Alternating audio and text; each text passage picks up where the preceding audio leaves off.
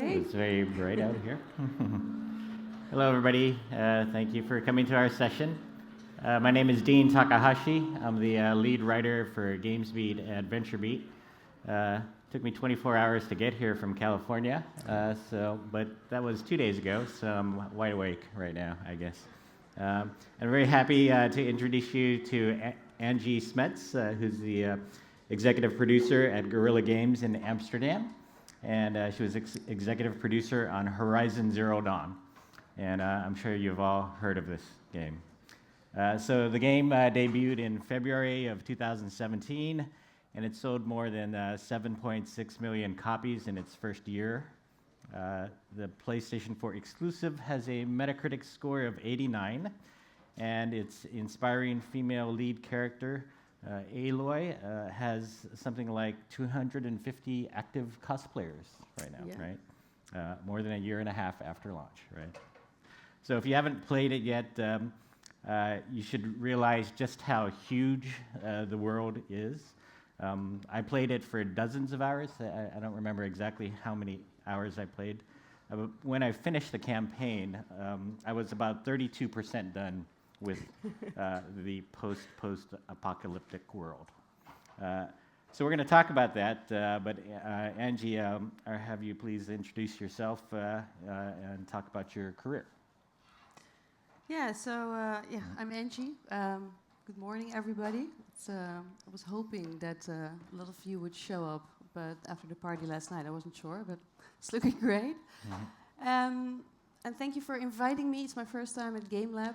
I've been to Barcelona many times. Unlike Dean, it's only a 2-hour flight, which is lovely. But it's been a lovely conference so far.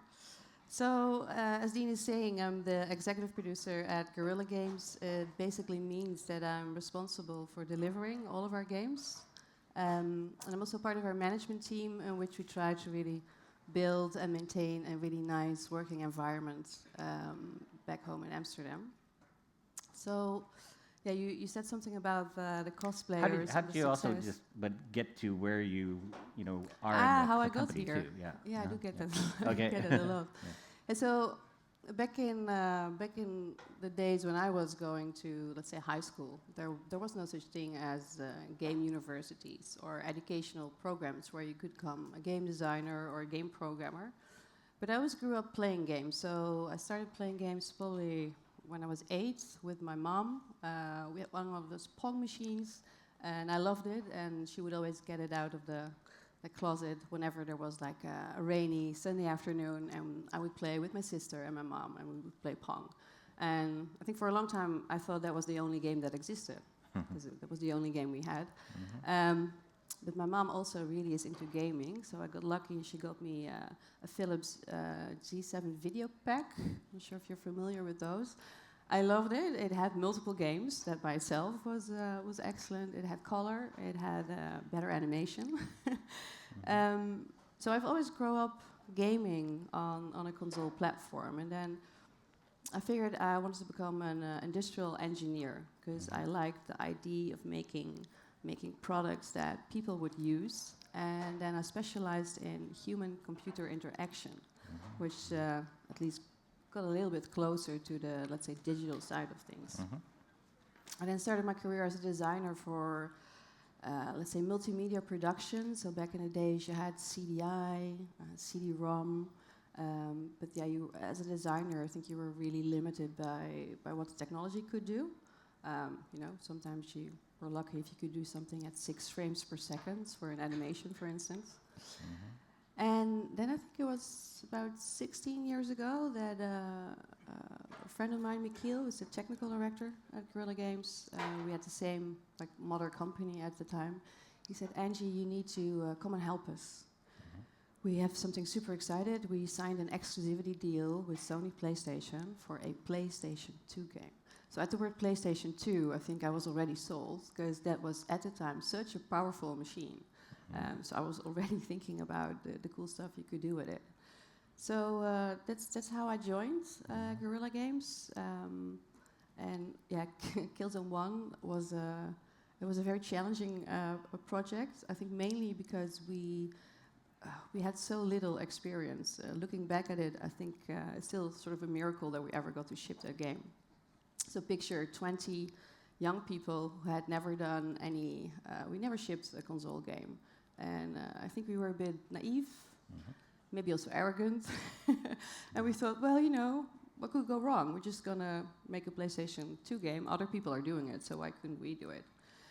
And I think we learned a lot. It was a really hard process. We crunched ridiculous hours, basically, because we did not know how to do the development process in a proper way. And once we shipped that, I remember a conversation with Michiel, the tech director, that, oh, if we're going to keep doing this, we really need to get better at it, at the whole process of making games. And I think that's where I've been focusing on ever since. And we did get much better, luckily. With every game I think we shipped, we learned so many things. And I think we really foster a culture at Guerrilla where we make something and then we really take the time to sit down and look at, okay, what were the things that didn't go so well? And what could we have done differently? And then we tried it out the next time, and that's how we try to become better at the process. So Killzone was a hit, and it was selling millions of units, and you could have stayed in place doing that, right? But at some point, which is the whole subject for our session here, you guys decided to do something new. And when did that happen, and what was some of the thinking? Yeah, I think it was around halfway through development of Killzone 3. I think we were, and this is what we do as a management group. We meet every week, and then we try not to talk too much about the day-to-day issues that you try to resolve, but have a focus on the long-term vision for the studio. And I think we were asking ourselves, how many more Killzones do you want to make? This was the third one. We also had a PSP game, Killzone Liberation. And I think as a studio, we were growing. Our people were getting better. Our skill sets was getting better. And I think the question was that I think we wondered, are we really getting most out of the talent of our people? And we created this really big universe of Killzone, but how many more creative ideas can we find in that universe? Maybe it's time to do something new. And I still remember that moment that I think it was Herman saying that, maybe we should start something new. So Herman is the managing director. I think that we were instantly triggered by that idea. It's from a creative perspective, doing something new, something completely different. That sounded really appealing. But then I think the thing we had to then solve is how do you go about that? How do you tell your publisher that you want to do something different, something new? So I remember a discussion where we then also looked at everything that was out in the market. We were doing first-person shooters, and that was getting a very, very saturated market. I think over 50 first-person shooters would release every single year. And then on top of that, there was also Call of Duty. I'm sure you all know Call of Duty. Now, back in those days, everybody was playing Call of Duty. They had multiple studios. They were adding studios to the whole franchise, and every single year they would just pop out a new Call of Duty. And we felt like it's impossible for us, being a pretty small team. We could not really compete with that. It was the Fortnite of its day, I guess. I think it was. I think if you look back at it, it definitely was. Although Battlefield then also appeared. I think they successfully were able to take on Call of Duty in those days. So when we were looking at that picture, it was like, if we come up with another shooter, is this a smart idea? Probably not. It's such a saturated market. There's 2 big titles already competing over who's the biggest. So then on top of that, the question was, but what if we would not make a shooter? What if we would make something in a different genre? Which I think got everybody even more excited. But there's also risk to that, of course. And then what we did was we thought, well, we should at least not rule it out, right? We should keep an open mind and keep thinking about what we could do. How did you generate these ideas? What we did, we asked the whole team to come up with ideas. That seemed like a really good approach. We have so many talented people. and anybody can have this amazing ID. So we figured it was better to ask everybody for IDs and take that as a starting point. And I think also to mitigate a little bit of the risk, you don't want to do something new with 150 people we were at the time. I think that would become very chaotic. We also started a new project, a Killzone title, which was Killzone Shadowfall, and that was the launch title for the PlayStation 4. So that was our plan, to generate new IDs. We would have a big project for the bulk of the team, and then to generate the IDs, we took that very seriously. We created a brief document of 10 pages, and that outlined what we were looking for, so to give a bit of guidance. Now, this document, it was full with ambition. It clearly stated that we wanted to create a franchise. It had to be epic, it had to be ambitious, it had to have action, cinematic storytelling. It was not an easy task to do. It also had ambitions for how big we saw it, so we really asked the team to think big. And that was amazing. We got 40 IDs, I think, in total. So people got, I think, like 6 weeks where they could like work on it. People would team up. You know, if you're a programmer with a great idea, but you need a concept artist to visualize it. So we made sure that that was happening, and that was great. It's a great way, I think, also to ignite the creativity in a team. So how many different directions could you guys have gone if you didn't pick the Horizon idea, I guess? A lot, but surprisingly, there were lots of recurring themes in those pitches. So I think maybe the first surprise that we saw is that there were hardly any first-person shooter pitches. And, I mean, I think we were expecting maybe to see more because of the experience. And then a lot of the pitches, they had lush, green, beautiful worlds. And I'm not sure if you're familiar with Killzone, but Killzone is not a green world. It's very dark and gritty. There's lots of destruction. So apparently there seemed to be a need among the team to come up with a more positive tone, a greener world. And I think those were the big ones. Oh, and there was definitely another theme, which were robots. So robots are clearly liked amongst our team. But yeah, there was clearly one pitch that really stood out, and that was Horizon.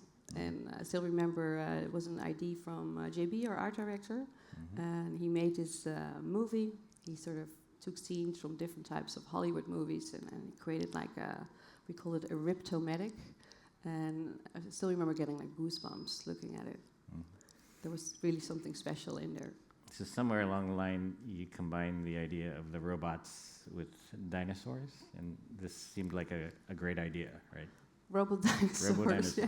So the robots was in the original pitch. The dinosaurs not yet. I think that's something we came to later. Once we started prototyping the robots, I think we initially, with our Killzone DNA, they became quite militaristic, more like fighting machines, and that felt off. Like it didn't have the right emotional hook in a way, and we struggled with that for quite a bit. I think we even had like some playable prototypes, very rough, but it wasn't fun. They were a bit insect-like maybe, and they had all these small parts. It was impossible to hit anything. And then I think it was one of the concept artists who then said, well, maybe we should go back. We have this fantasy of primitive mankind, tribal life, and you're the underdog fighting these amazing robots. So let's go back in time when humankind weren't the dominating species, which was the Stone Ages, basically. And then there were the dinosaurs. And he said, yeah, so maybe they should be more like dinosaurs. I remember quite a people being concerned, like, robot dinosaurs, that's a silly idea, are you sure? And then we just made a couple of paints to start with, and even on the paints, the concept art, you could see like, hey, this could actually really work. And then we had a prototype of like the Duplo Lego blocks. It was really rough. You see the thunder jaw with bright colors, and we took a Killzone 3 character and a rocket launcher just to start prototyping, and you could already see that, hey, this is starting to go in the right direction. But I think what really nailed the feel of the dinosaurs, let's say the animalistic behavior, was when we came up with the first prototype of the Watcher, and we added animation to it. So all of a sudden they started to really behave. You could predict what they would do and anticipate as a gamer on what you had to do. And I think that's really where it started gelling. These are the creatures that would sort of just walk around and start looking for you, and you had to avoid them, I guess. And yeah, they're sneak the up on watchdogs them. for the bigger robots. That's yeah. their function in the world. They're sort of inspired by like meerkats and dogs. If you look at the initial drawings, it looks a bit silly. But then the animated prototype, then you actually see how they behave. That's where it really came together. And then you're also coming up with the notion of an open world action RPG at the same time here, I guess. Yeah, although I think we did heavily underestimate that aspect. Yeah. Just how big a world it's going to be. Yeah, I think of course, Killzone was a very linear first-person shooting game. We were very used to that. So having now to deal with an environment, a gaming environment where the player can go anywhere, that was, I think that was the aspect we underestimated. We did have the ambition, so I remember JB came up with the first version of the map, I think it was like 5 times the size of GTA. It was way too big. But I think it more showed what the ambition level was. We wanted the world to feel really big, that you had, like you were saying, lots to explore, and even if you finish it, you could still be at 35% completion. And it took us quite a long time to realize that it wasn't so much the size of the map, it was the figuring out what the content density had to be. You don't want a huge map and then having it feel empty and having to walk everywhere and getting bored. At the same time, you don't want everything too close at each other, because that also doesn't give you that feeling of this open world that you can explore. So we're talking about a creative process that happened 8 years ago, as far right now, right? So all these ideas seem very new at the time, right? I think everybody was coming up with post-apocalypse worlds, but then you guys had this idea of a post-apocalypse world, which is actually recovering and green and full of life, right? So. Yeah, and there's a lot of, and I think still a lot of post-apocalyptic worlds coming out, but they all paint this dark and somber picture of what the future will be. And I think because we came out this somber, really dark world of Killzone, like 10 years of Killzone is a lot of Killzone. You're depressed, right? Yeah, and I think we thought, well, you might also have a more hopeful look at the future, right? The world can also be beautiful and in the future. Why not paint that picture? And that's how we came up with the world of the post-apocalypse. So first, humans, they mess everything up. Nature then takes over, and we start again. I think that was also really one of the things that really inspired the whole team. It's nice if you have a feeling you can sort of start from scratch and you have a blank canvas. Although you're starting from scratch, though, you did worry at some point that there was another game that might be too similar, right? Ninja Theory had this enslaved game, right? So yeah, that was that was not good.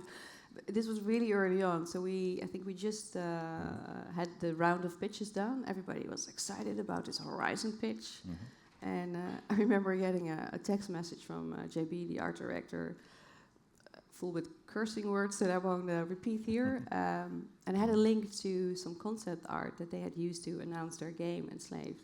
And it wasn't a lot, but the few pieces that they released, they showed a overgrown city with beautiful nature. It had a female lead character, looking very cool, and it had like a flying little drone robot, which were sort of the key ingredients that we had in Horizon. And we were thinking, we thought we were on to something super new, but look what they now have. And that was really, I think that was not, we were not happy then. But at the same time, Killzone 3 had to ship. So we also didn't have a lot of time to then think about our next steps. We needed basically the rest of the studio to jump in and ship Killzone 3. And I think we got really lucky there, because by the time Killzone 3 shipped, which was probably like 5-6 months later, Ninja Theory had released their game Enslaved, and it really took a very different direction than the one we were planning. So at least it meant that, okay, we can maybe still explore Horizon. It did. One of the things it did do is that we then decided to develop a second prototype in parallel, because we felt, this is a bit scary. We put all of our eggs in one basket. Maybe that's just not a smart thing to do. Let's do a second prototype, one that's a little bit less ambitious, a little bit closer to home, closer to our skill set and our technology. And that one was called Dark Silence. Dark Silence was a brawler game about, let's say, a mad scientist. It had humor in it, completely different tone, very different game. It was much closer to what we could do. It doesn't sound like it had a female lead character either, right? No, it didn't. It had zombies. That sort of zombie characters. But you guys pitched both of these ideas, right, to Sony then? Or? I think what we we shipped Killzone 3. We started a small team of around 20 people, and they started developing both Horizon and this Dark Science concept for about 5 months, and that's when E3 came up. And the week after E3, we have this great meeting at World West Studios. We call it the post E3 Summit, where the studios get together and they share their knowledge, their ideas. I really love that bit. I think Sean was already talking a little bit about World West Studios yesterday. But as a developer, it's great to be part of sort of a family of studios. And we're all very different in how we work and in the games that we make. But you do feel that you're part of this group, and you can learn a lot. I think particularly from teams who have a slightly different way of working, you probably get really good ideas. So we figured we're part of this bigger family of all these super experienced developers like Naughty Dog, Media Molecule, Santa Monica Studios. So let's ask them what they think about our two concepts. And we showed them. We made 2 presentations, and we showed it at that meeting there. And it was really great to be able to talk with them. If you work for a long time on a concept, it's hard to see everything very clear. And I think the feedback was pretty clear. There was definitely all the love went to the Horizon concept, but they did point out that it's also a bit crazy in terms of ambitions. It's an open world action RPG. You guys have 0 experience with that. It's super huge in scope. The other one, Dark Science, that's to make that game, that's like much easier. That's probably more the safer choice. And then we went back home to Amsterdam, and then we asked the whole team basically the same question. So we gathered everybody in our cantina that we have downstairs, and we showed them the 2 pitches, or the 2 concept presentations. And then we asked them to rate all of the concepts. We gave them like 5 questions, like which one do you think fits best with our technology, which one has the most risk for character development and storytelling. And they basically, everybody said that, Dark Science was the safest to go to, had the least risk associated with it. And then the last question was, which project do you want to make? And then everybody picked Horizon. So we decided then to go with Horizon, knowing it wouldn't be the easiest journey for us, but it was the one that the whole team was behind, that we were most passionate about. And off we went. So now the female heroes in AAA games are actually becoming more common now. Like the last couple years, we've seen a lot of them, right? Yeah. But you guys were talking about this 7 years ago, right? Or 8 years ago now. 8 years ago, yeah. And I wonder how you, at that, that time, there was nothing else really to look to for these female heroes, I guess, right? I mean, like, how did you guys decide on doing this, and what kind of discussion was there about it? Right? Yeah. So honestly, we never considered the gender of the lead character in the very first pitch that JB had. Aloy was already there. She was a girl. Nobody even questioned it internally. It was not a topic. We were really concerned with getting a good lead character. I think the Killzone series, we always try to have like this cool hero character. And we felt with every Killzone games, it was always the enemy, the Hellcast, who were sort of the stars of the show. And so we were very focused on building a really good lead character. And yes, she was a girl, but that didn't, I mean, yeah, honestly, that was never a point of discussion. It was only later, once we started showing the concept to more people. Showing it outside the company, getting more questions or reactions. I think from publishing side, they definitely questioned if it had to be a woman. We said, well, we don't think it's an issue at all. But what we always do with every concept is we do concept testing, focus testing on our concept. So we figured if it would be an issue, then the test would probably tell us that. Well, the opposite actually happened. I think the test confirmed that people were quite excited about the gender of the lead character. Although it also showed that there were still some problems with Aloy as a lead character. I think initially she was much younger than she ended up being, and she had a little bit of a, let's say, a Disney princess, Miss Perfect vibe to her. And I think that's again one of those things why it's great to do focus testing with people who are basically a really good fresh set of eyes. Like we worked on Aloy for 2 years then.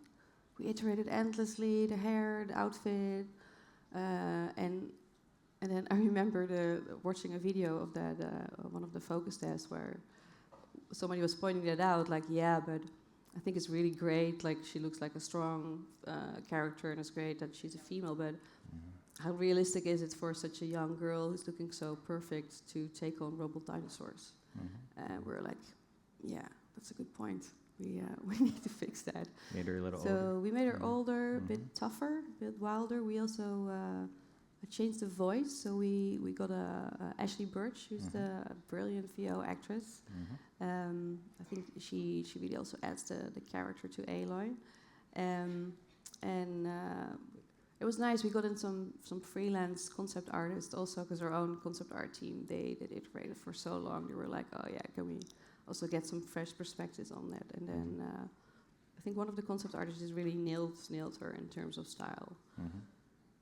So you're a female leader on the development team. Like, what did having this female lead character mean to you? Like, yeah, honestly, for a long time, not that much, because I also thought it was just normal. Maybe this says a lot about who we are as a group of developers at Guerrilla. We're very international. Only half of the team is Dutch. The other half comes from all over the world, including probably 5-6 people from Spain. And in the Dutch society, gender equality is pretty normal. That's, I think, also reflected in the studio. So I've never felt that I was treated differently in my career at Guerrilla because of my gender.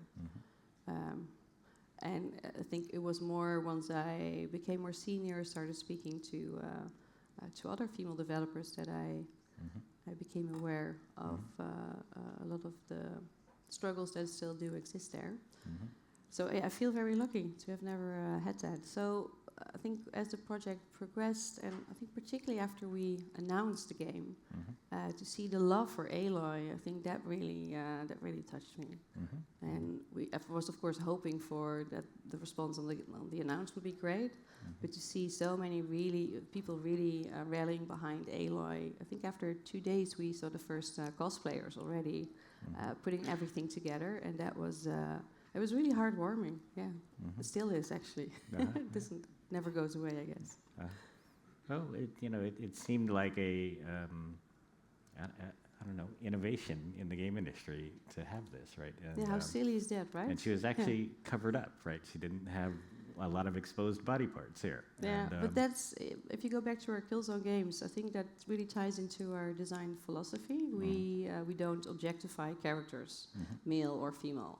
We have a philosophy where we really want to create a realistic world. So we're really science fiction in that sense, and not so much fantasy.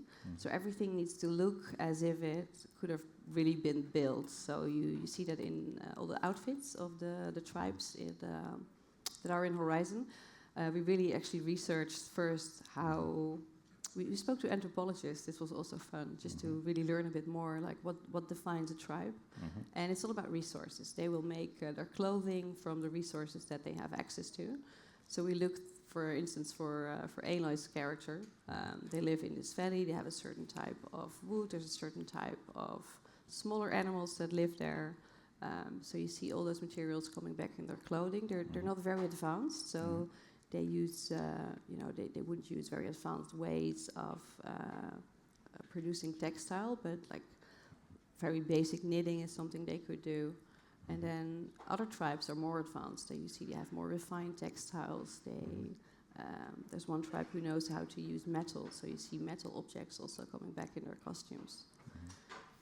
So that is something I think which is just in the tradition of the studio. Even with the robots, we try to make them look like they could really exist. They're a couple of engineers part in our concept art team. We really think about how could this robot dinosaur, how could you really build one? So yesterday we heard Todd Howard talk about how it took them 10 years to get to this point on Starfield. And for you guys, the whole game took 7 years, right? I mean, some of this is starting to sound fairly intimidating, I think, to developers, right? That if you're working on a new intellectual property from scratch, why do you expect that it can take this long to actually get it done or get it out? First of all, it took you five years to get to your reveal, right? To 5 years, yeah. But it was... So first of all, it's also a lot of fun. I get it's intimidating, but it's also a lot of fun if you get to create a whole new world. So it's, there's two sides, I think, to it. There's the moments where you think, oh, how will we ever resolve this? But there's many moments where you go like, wow, we have something really cool here. We're going to take this to the next step. And there's a lot of love and passion happening at the same time. The first year, it was a really small group. So it's not that you work with the whole company on the new project. And sometimes it's also ideas they just need to think about them a little bit longer. You cannot just speed everything up, I think, to just throw people at it. Sometimes you just really need that iteration time and the time to think things through. So within that 7 years, do you think of particularly big challenges or just points of crisis, I guess, that you had? We had many crises, yes. But I think we always, at least I always look at a crisis as, okay, we have a crisis, now how are we going to fix it, right? Very forward-focused, and I think a lot of the people in the team have that. I think there were a few critical moments, so... I guess the one that we really didn't see coming was where we're 2 years in, 2.5 years in. So we spent the first half year on concept phase, and we had a lot to prototype, particularly never done an open world game, so we had a really broad set of prototypes. And after 2 years we figured, well, this is a good moment to do an update to our publisher Sony, show them the progress. It would be another 6-7 months before Killzone Shadowfall would be done, and the whole team had to roll over. So we integrated all the prototypes into a, let's say, more coherent experience. We jumped on the plane, we visited the publisher, and then the feedback was not what we were expecting. We felt really good about the presentation, about that we had videos of gameplay, and some people were enthusiastic, but there were also people who raised big concerns. They were not sure if it was going to be mass market. They really had their doubts.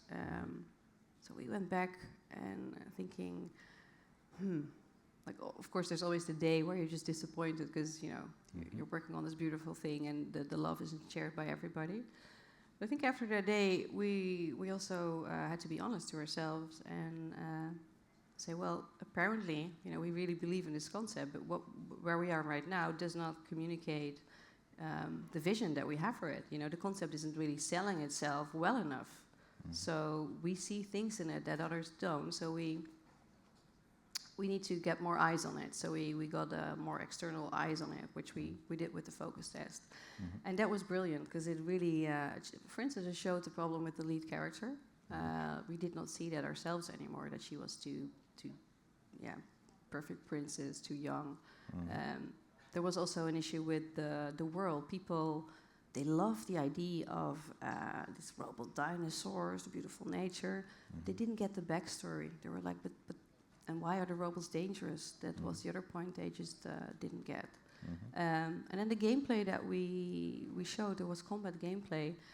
You know, we had concept art showing the premise of you hunting, being a hunter, hunting robots, and then the video didn't really live up to that. So this was great. So we finally had a better idea of why the concept wasn't like selling itself, and also what the issues were that we had to tackle. It was one of the reasons why we, I think, also then realized we really had to bring in a really strong narrative director who could do the storytelling and tell the story of the entire world. Somewhere along the way, it made sense to figure how to shoot an arrow into the eye of a dinosaur and pull it down with a rope. It's like, that's pretty hardcore. It doesn't sound good on paper, right? But no, it doesn't. Well, there's a lot of things that... Well, there's also a lot of things that sound good on paper and then they don't work out for real. We struggled a long time to get that core combat loop where it had to be. And that... I think we thought we were able to do that quicker, and it needed just way more iteration. It was actually just before we announced the game in 2015 at E3. I think it was really the 6 months before that the combat loop finally came together, which was great. So we had a proper demo showing that core gameplay loop at E3. Yeah. I remember that. And you guys were pretty nerve-wracked at this time when you were showing it for the first time? I mean, imagine having worked on something for 5 years and then showing it to the world. That, I had one coworker and we were about to go in. This was JB, the original creator of the concept. And he said, "Oh, what if they don't like it?"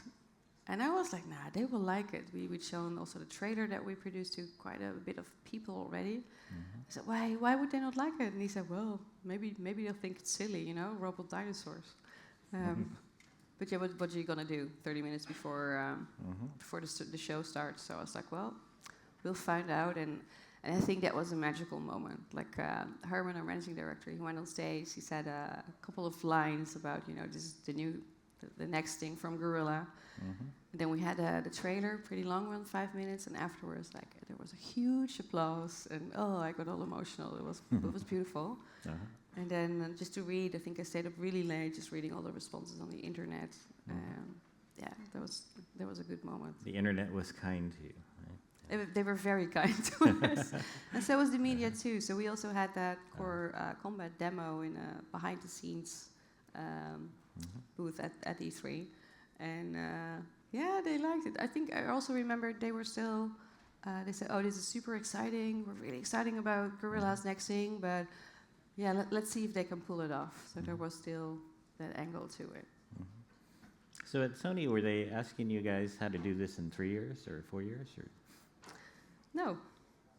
No, I think that's another great thing. We've always been supported by Sony throughout this 7-year journey. I mean, they've been always very honest with us, doubts that they had, and of course, I think any publisher would love to get games sooner. But we always explained why we needed the time that we needed. You know, and in the end, they also want quality. So that went pretty well, and I'm still really grateful as well that you have a publisher that really supports the dev team and trusts the dev team to do the right things. So it's interesting that gaming is sort of growing up with you guys during this whole time as well, and I guess you're the only AAA studio in the Netherlands. Like, what is that like as far as creating awareness of the game industry in the Netherlands, where the tradition just wasn't. It's not like Japan, right? No, and that's true. I think Killzone 2, when we launched Killzone 2, that was sort of the first time that the Dutch media, the mainstream media, were like, wow, there's people making games, and it's not just like two guys in an attic somewhere. It's like it's apparently a profession. I remember also having to, answer questions when you go to like family parties and there's an uncle and he's like, "Oh, you still do that game thing? At your age, shouldn't you get like a real job?" But that I think that has now really, really changed. I think imagine we would have like 10 different AAA studios and a very lively big AAA, let's say, gaming community in the Netherlands. I think there would be that culture that Japan obviously definitely have, but it's starting to improve. I think I love how newspapers like The Guardian, they write every day about games as a medium, like they would do about books and film. And I think it's great that the medium of gaming is seeing that more and more. And I think the Netherlands will follow at some point. So it's a tremendous success, right? And like, it's curious what kind of impact that's had on the studio. Yeah, we're just very happy. That's basically the expected answer. So there's the Metacritic moments. I hate the Metacritic moments. There's always the embargo time set by the PR teams, and then in this case, for some reason, we launched in Asia first. So the Metacritic deadline, I think the embargo lifted at 9 a.m. Yeah, 9 a.m. on a Monday morning. I'm not really like a morning person. But that day I woke up extra early. I was in the office really early, and lots of people were in already, being a bit nervous. And then I think, with just the last couple of minutes before 9, it got really quiet. And then people start pressing F5. People were shouting the scores, and everybody was like so happy to see that the reception was so well. But then I think and that's great. And then sales is also a bit amazing, like 7.6 million units in its first year. We never. I mean, we had high hopes, but not this high. So that's been amazing too. But I think the response from the community, I think we did not see that one coming. We are overloaded with nice messages, fan art, cosplayers, people sharing their screenshots, sending us most fantastic things. It's such a warm and loving community that I think that really maybe has the biggest impact on the team even. You feel so it's really rewarding to see that you made something that is loved by so many people. It's like a cultural impact, I guess, that someone like guess so. Aloy had on everybody. She was very inspirational, I guess. Yes, and that's I think that's celebrated by all of us. I think as a team we've really grown and we've become less cynical. And I think more confident also in things like storytelling, or sometimes you fail or you're not there yet, and you're just gonna fix it and move on. You got to do some cool new things with the engine as well. We always do cool new things with the engine. You licensed it to somebody though, right? So we gave the engine to Kojima Productions, which has been wonderful for us and the team. We have a great collaboration. I think we click really well with the Kojima guys. Did he tell you what Death Stranding is about?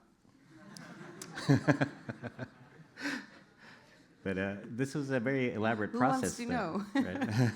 Right? It's a very, very elaborate process, though, of checking out the engine, right? This is like buying a new car for him, I guess, right? So that was a quite unique situation. He, of course, had gathered a group of 50 world-class developers. He then signed a deal with Sony as his publisher, and then did not have the technology to make it. Like, I cannot think of anybody else who was ever in that position. So Mark Cerny took Kojima on a tour of the Wild West Studios to just see what how they operate, what technology that they have. So he also visited us, and we were really excited because we were, of course, big fans of Kojima. A lot of respect for everything he has done in his career. So our tech director and our art director had this 190-slide presentation explaining every bit of our engine, what it do, how it works, and they came over. We had a great day. It's always nice to speak to other developers. And at the end, we gave them a memory stick with a copy of the engine, and we told them, well, if you want it, you can have it. If you don't want to use it, it's also fine. Here's a memory stick. You can Yes. Well, we put it in a nice little box. It was just not a memory stick. Yeah, so that is actually what we did. I mean, he was part of the Sony family now, right? And then you help each other out. So. And all of a sudden, he needed a company, a staff, and a game engine, I guess, right? Yeah, it's interesting. You also, I guess, Until Dawn also used this engine. Supermassive Games, yeah. Yeah, yeah, that was pretty cool. Though that was the Killzone, like an older version of the engine, of the open world one.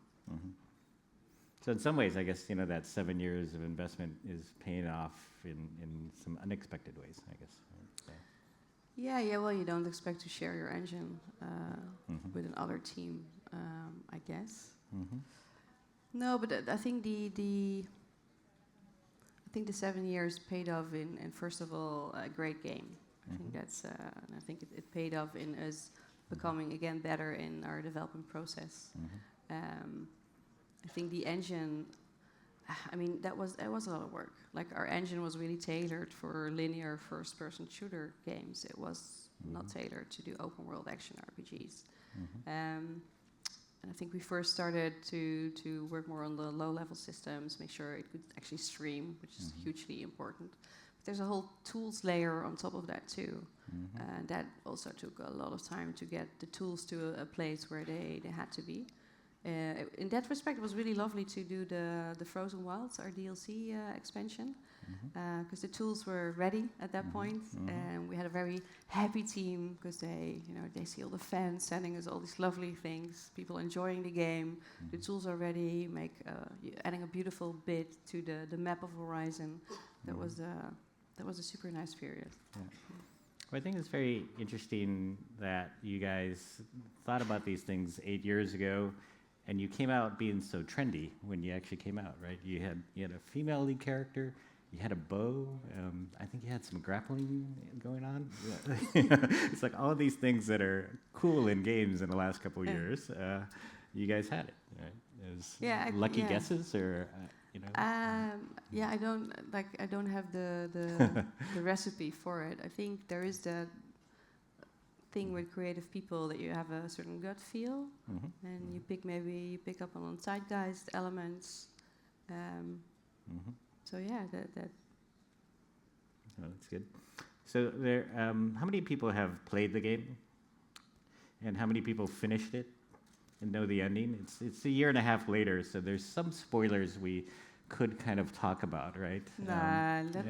Still many new people. Well, the one I'm curious about is like, you have your ending, and then the credits roll, and then you get this extra ending on top of that, right? And why would that be? It kind of, sort of resets everything you thought had happened in the previous ending, right? Is You're there intrigued by it. why are you guys doing this? I felt like you were sort of toying with me or playing with my head here, maybe setting up a sequel as well, But but did you guys always sort of envision this sort of ending in this way, this dual ending, I guess? Yeah, so I can't really talk about what's next, but we obviously did not invest 7 years in creating this super big, rich world and all of the technology for nothing. So let's just keep it at that. I'm super excited for the future. Yeah. All right. Do we have questions? Time for questions?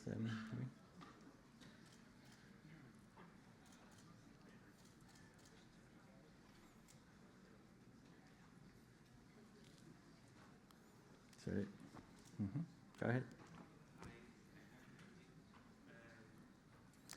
Oh, I think the mic Get the needs to mic be turned on. switched,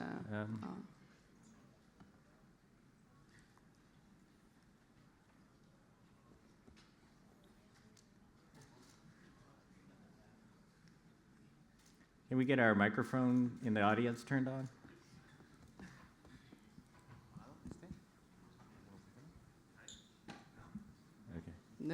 Este está funcionando. Ahora. Creo que ahora va.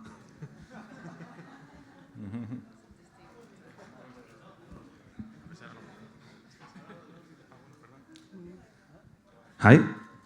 Hello. Hi, Dean. Hi, Angie. Video games industry are growing and growing in Europe as studios as yours, Guerrilla in Netherlands, CD Projekt in Poland. But in Spain, I think we are learning. We are still learning. What are the steps that the Spanish video games industry have to do to have his own Guerrilla or his own CD Projekt? Hope the guys at Mercury Steam in Madrid are not watching. Yeah, no. That's a difficult question. I must honestly admit I'm not very up to date with the latest and the greatest in the Spanish game development community. I think I don't think you start AAA studios just from one day to the other.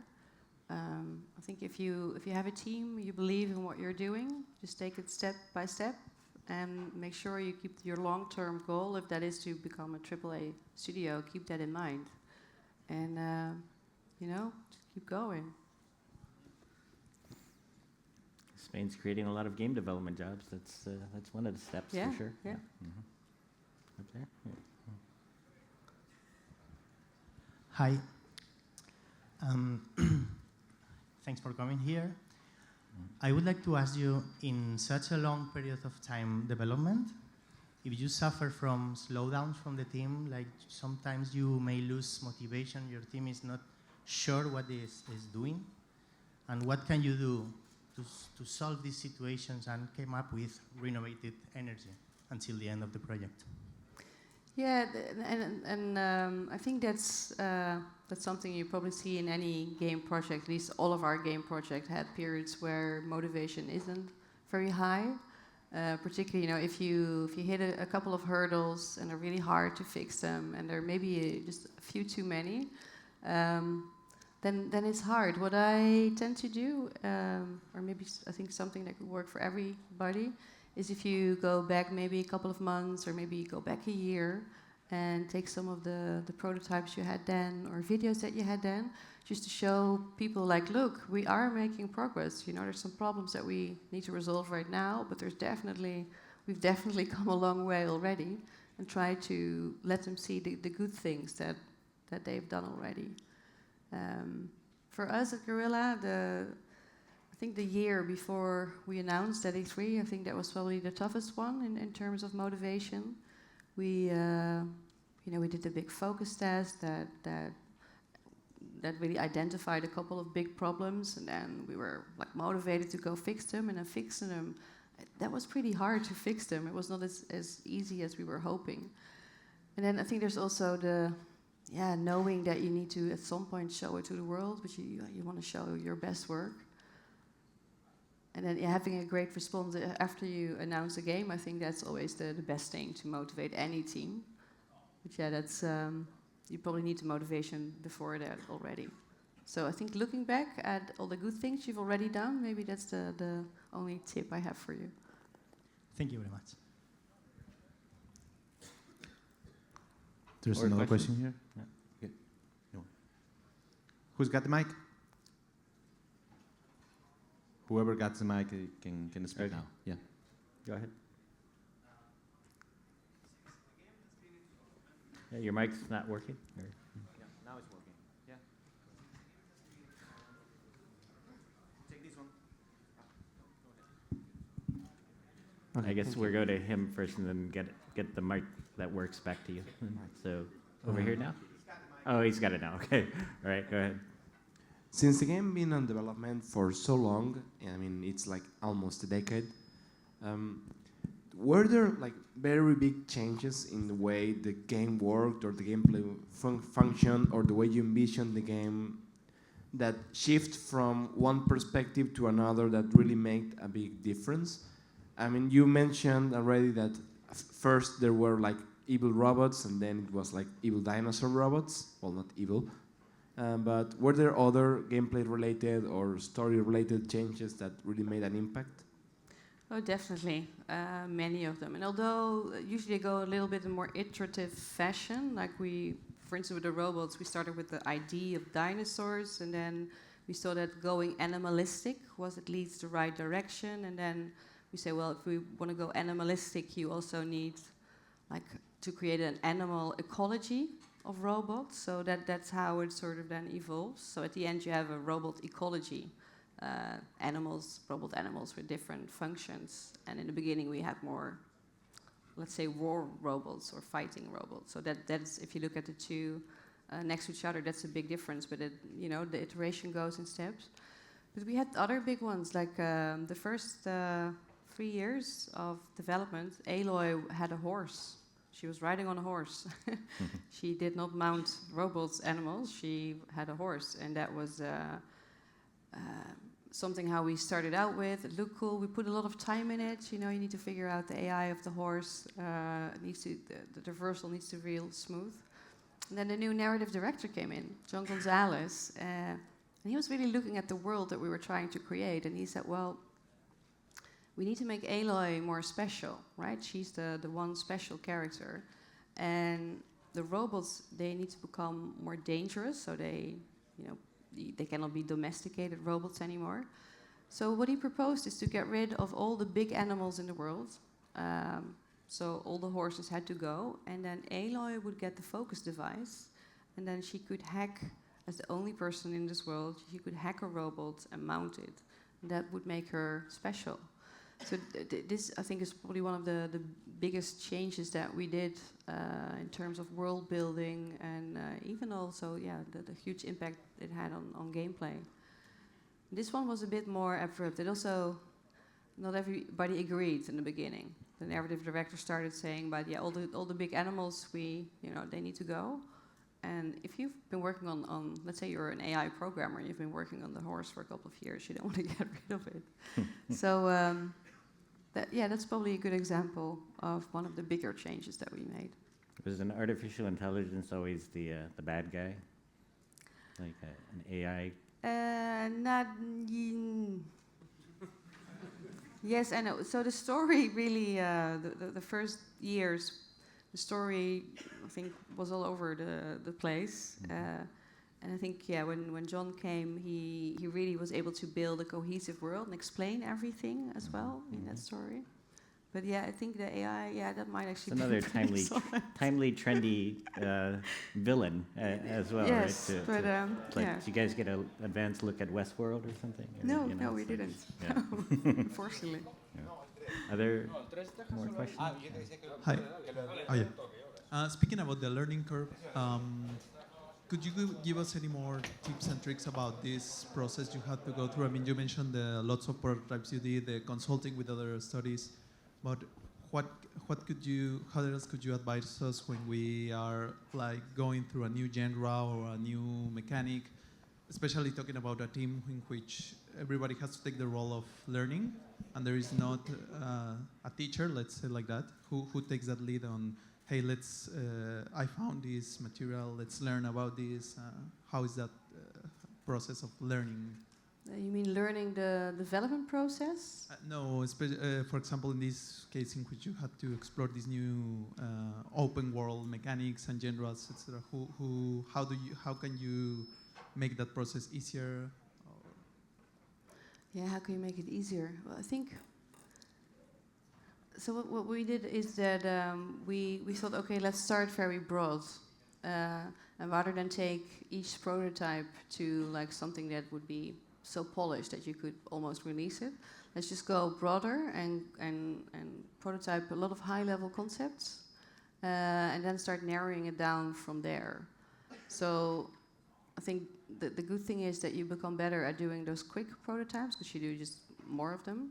You don't get too maybe stuck on one idea or one prototype. It's always harder to say goodbye to a prototype if you're really invested in it for a long time. And then I guess, it's just getting that, have the discipline not to iterate too long. Sometimes also just say goodbye to ideas that look great on paper, but they're not fun. Yeah, right. So you go breadth first and then depth. Yes, yeah, that's what we did. So it's a sort of a funnel you could almost see. So you start with many ideas. You have quick iterations, and you probably set out with a couple of goals you have for your game. Then try to see how they still fit in. And when you started the prototype, you probably had an idea of what the mechanic or the system would deliver. Do a quick check. Does it actually deliver this now? No, it doesn't. Okay.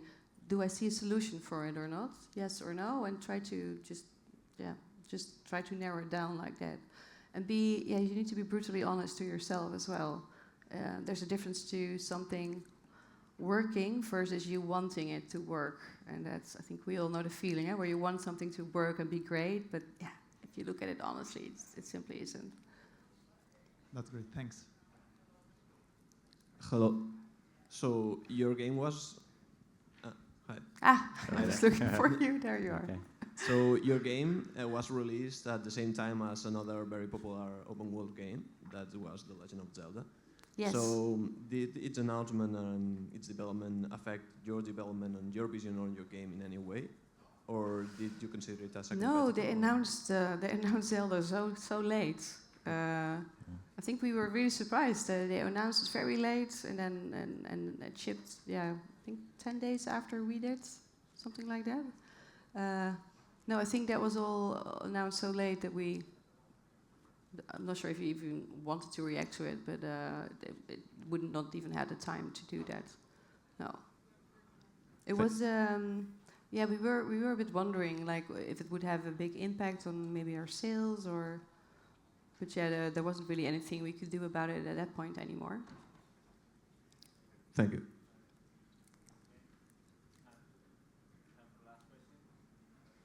Last question. Lady here in the front.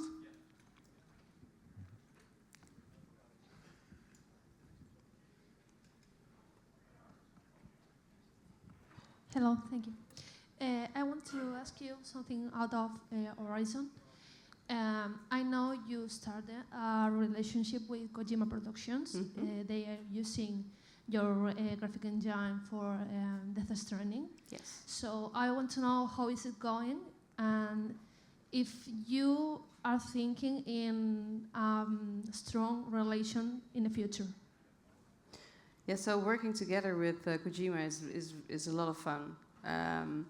We set it up in such a way that our developers, they speak directly to the developers of the Kojima team. So it's this very nice, direct way of communication.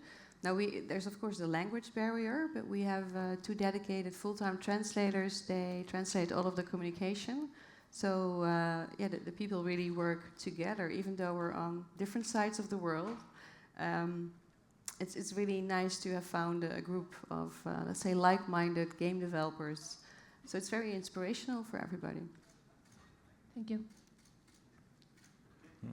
So that was the last question we have time for. Thank you very much, Angie, for being so kind of being Thank here. you for having me. And thank you, Dean, as well. Thank you, Dean. Okay.